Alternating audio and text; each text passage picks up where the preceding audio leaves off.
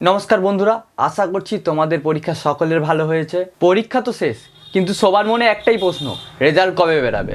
Social মিডিয়াতে অনেক তারিখ ঘোরাঘুরি করছে, কিন্তু আসল সত্যিটা কি? আজ পর্ষদের সভাপতি সূত্রে পাওয়া লেটেস্ট আপডেট নিয়ে তোমাদের সকলের টেনশন দূর করতে চলেছি। ভিডিওটা শেষ পর্যন্ত দেখো, কারণ ভিডিওতে আমি তোমার দিকে রেজাল্ট নিয়ে সমস্ত তথ্য জানাবো।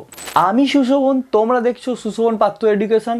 এই জাতীয় লেটেস্ট ভিডিও পেতে আমার চ্যানেলটিকে সাবস্ক্রাইব করো আর পাশে থাকা বেল আইকনটি দাবিয়ে অল করে দাও, যাতে একটা ভিডিও না মিস হয়। মধ্যশিক্ষা পর্ষদের নিয়ম অনুযায়ী পরীক্ষা শেষ হওয়ার 90 দিনের মধ্যে রেজাল্ট প্রকাশ হয়।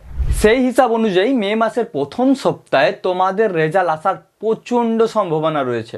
সূত্রে খবর অনুযায়ী 2রা মে থেকে 10ই মে এর মধ্যে যে কোনো দিন তোমাদের সভাপতি প্রেস কনফারেন্সে তোমাদের রেজাল্টটি ঘোষণা করবেন। খাতা দেখার কাজ প্রায় শেষের পর্যায়ে, এখন শুধু কম্পিউটারে নাম্বার ইনপুট করার প্রক্রিয়া চলছে। নেক্সট, তোমরা কিভাবে তোমাদের রেজাল্টগুলি চেক করবে?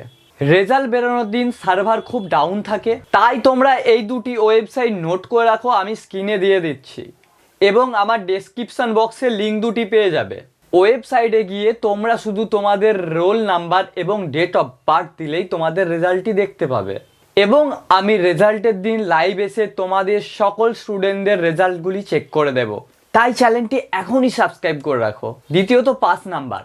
এবার অনেকেই তোমরা ভয় করছো সবাই পাস করবে কিনা। এবার তোমাদের জন্য বলে রাখি, পর্ষদ চায় না যে তাদের ছেলেরা ফেল করুক, পর্ষদ চাই সবাই পাস করুক। যদি কোনো কারণে সাবজেক্টে নাম্বার কম আসে, তাহলে ঘাবড়ানোর কোনো কারণ নেই।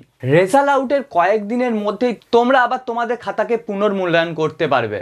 রেজাল্ট নিয়ে কোনো কনফিউশন থাকলে আমাকে ডিএম করতে পারো এবং কমেন্টে জানাও, আমি সকলে রিপ্লাই দেব। দেখা হচ্ছে নেক্সট কোনো ভিডিওতে। Tata, by.